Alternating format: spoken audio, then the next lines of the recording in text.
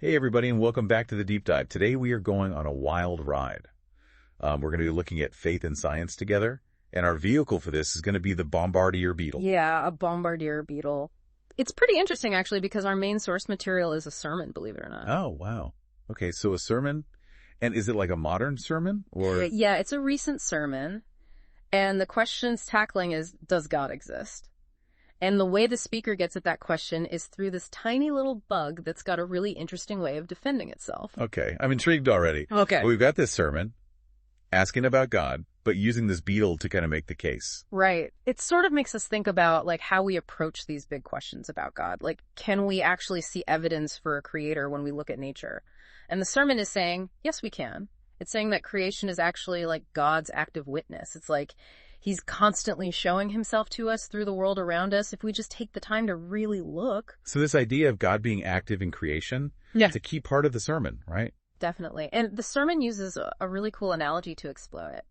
It compares our relationship with God to toy frogs. You know those toy frogs? Oh yeah, I know exactly what you mean. So the speaker talks about two types of toy frogs, one that's hand-cranked and one that's solar-powered.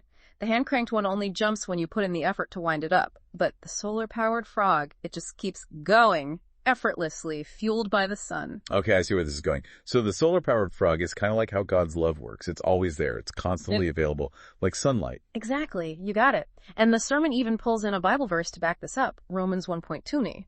It says that God's invisible qualities, his eternal power and divine nature, they've been clearly seen since the creation of the world. We understand them through what's been made. So basically it's saying the evidence for God is all around us. We just have to open our eyes and see it. Okay, so we've got this idea of God actively revealing himself through creation. And now we're bringing in the Bombardier Beetle. Yeah. So how does this little bug fit into the picture? Well, this is where things get really cool. So the speaker in the sermon seems to really like this beetle. He calls it the Headbutt Bombardier Beetle, which I think is an awesome name. Headbutt Bombardier Beetle. I like it, right? It's a great name.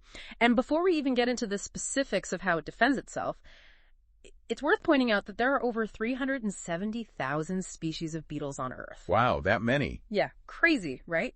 And they're incredibly diverse and complex. It's mind-blowing. And the Bombardier Beetle, with its crazy defense mechanism, is a perfect example of that complexity. Right, so let's set the scene. We've got this little beetle going about its day, and suddenly a predator shows up looking for a snack. And what does our beetle do? It doesn't run, it doesn't hide, it fights back, it unleashes this boiling hot chemical spray at its attacker. Woo, seriously, boiling hot. Oh yeah. And we actually found this awesome video that shows exactly how it works. So the beetle has these two separate chambers inside its body, one with hydrogen peroxide and the other with hydroquinone. Okay, two separate chambers, got it. And then there's this third chamber with special catalysts. When those two chemicals mix in this third chamber, bam, it triggers this super powerful reaction. So it's like a built-in chemical weapon. Pretty much. And it's an exothermic reaction, which means it releases a ton of heat. The temperature of this spray can reach almost 212 degrees Fahrenheit.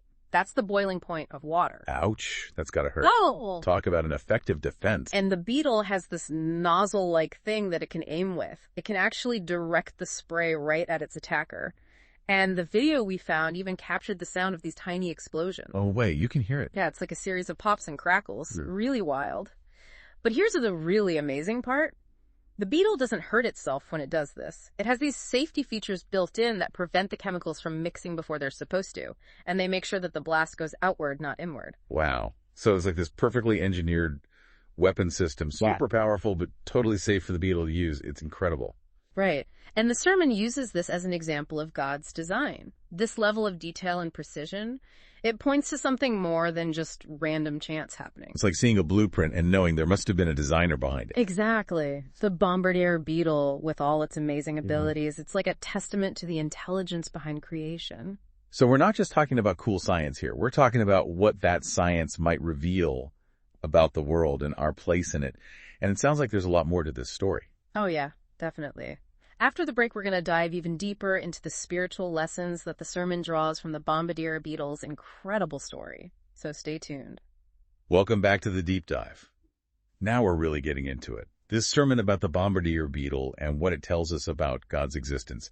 We're talking about this crazy defense mechanism it has before the break. It really is remarkable, isn't it? And the sermon doesn't just stop at the science. It actually goes a step further and connects it to some pretty profound spiritual concepts. Like the speaker uses the beetle's defense as a metaphor for God's justice and protection. So it's like this little guy is equipped with exactly what it needs to survive in a world that's full of danger.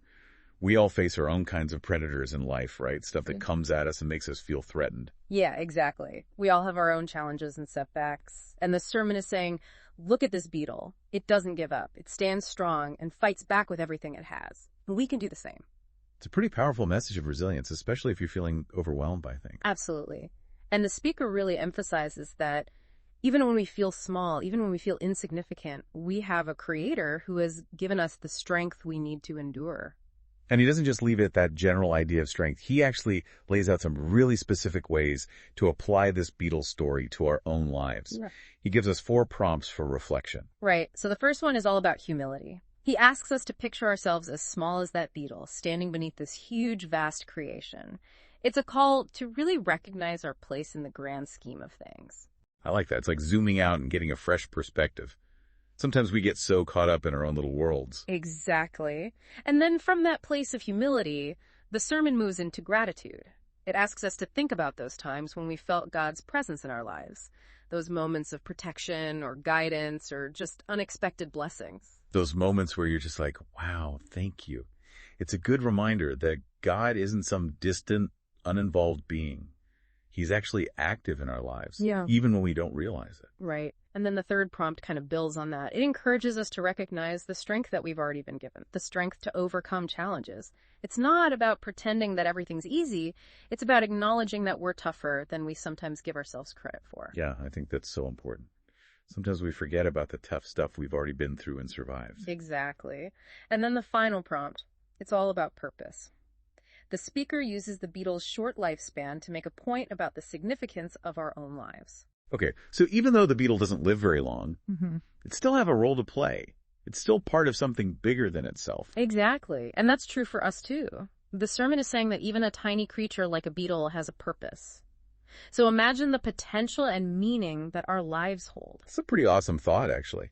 It's like we're all part of this giant story. Yeah. And every single one of us has a unique part to play. And that purpose, it gives our lives meaning.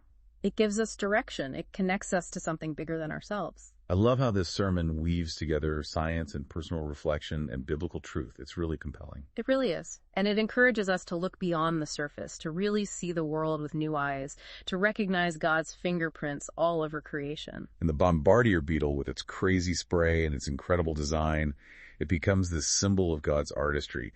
It shows us that there's always more to discover, more to learn, more to appreciate about the world around us. It's like an invitation to go on this journey of exploration and discovery. And that journey of discovery can also be a journey of faith. Absolutely. The sermon leaves us feeling a sense of wonder and possibility. It reminds us that God is speaking to us through creation, if we're willing to listen. So how do we do that? How do we listen? How do we take these lessons from the Bombardier Beetle and apply them to our own lives? We'll explore that more after the break. Stay tuned. And we're back for the final part of our deep dive into this sermon about the Bombardier Beetle and what it can teach us about faith and science. You know, one thing I really appreciated about this sermon was how it acknowledged that not everyone starts from the same place when it comes to faith. Yeah, that's so important. It recognizes that some people might have doubts or questions, and that's totally okay. It doesn't try to force anyone to believe anything. Right. It's like the speaker saying, hey, it's all right to wrestle with these big questions. In fact, that wrestling can actually be part of what strengthens your faith. Exactly. And for anyone listening who might be feeling skeptical, the sermon offers this gentle invitation. It's like, why not take some time to really observe nature? Look at the incredible designs and systems all around us. See if you can really believe that all this beauty and complexity just happened by chance. I like that. It's not about shoving beliefs down anyone's throat. It's about encouraging people to be curious, to explore, to come to their own conclusions. And for those who already believe in God, the sermon reminds us to not take our faith for granted. It's like, don't just check the box and move on. Cultivate that sense of awe and wonder. Keep exploring, keep learning, keep noticing God's handiwork in the world around you. So it's not just about saying, I believe. It's about living that belief, letting it inform how you see the world. Definitely. It's about recognizing that faith is a journey, not a destination. Now, earlier we talked about those 4 prompts for reflection from the sermon: humility, gratitude, recognizing our strength, and living out our purpose. But how do we actually put those things into practice? They can feel kind of abstract. I think it starts with paying attention, really being present in the moment, noticing the little things that we often miss, like the intricate pattern on a leaf, or the way a hummingbird hovers in midair, or how a tiny plant can push its way through a crack in the concrete. It's like training ourselves to see the extraordinary in the ordinary. Exactly. And when we start to notice those little things, it naturally creates a sense of humility. Yeah. We realize that we're just a small part of this vast, incredible universe. And from that humility comes gratitude. You start to appreciate all the good things in your life, all the beauty that surrounds you. And as you practice gratitude, you start to recognize your own strength. You remember the challenges you've already overcome, and that gives you the courage to face whatever comes next. And all that leads us to our purpose. Yeah. It helps us figure out how we can use our unique gifts and talents to make a positive impact on the world. Right. It's about finding that thing that lights you up, that thing that you're good at and that the world needs. And it doesn't have to be some huge, grand gesture. It can be something small, something simple, something that brings you joy and makes a difference in the lives of others. This whole conversation about the Bombardier Beetle, it's been a great reminder that even the smallest creatures can teach us profound things about life and faith. It's amazing to think that this little bug, with its crazy defense mechanism, can point us to something so much bigger than itself. It shows us that God is everywhere, if we're willing to look for him. So to everyone listening, keep exploring, keep questioning, and keep diving deep. We'll be back next time with another fascinating deep dive. Until then, thanks for joining us.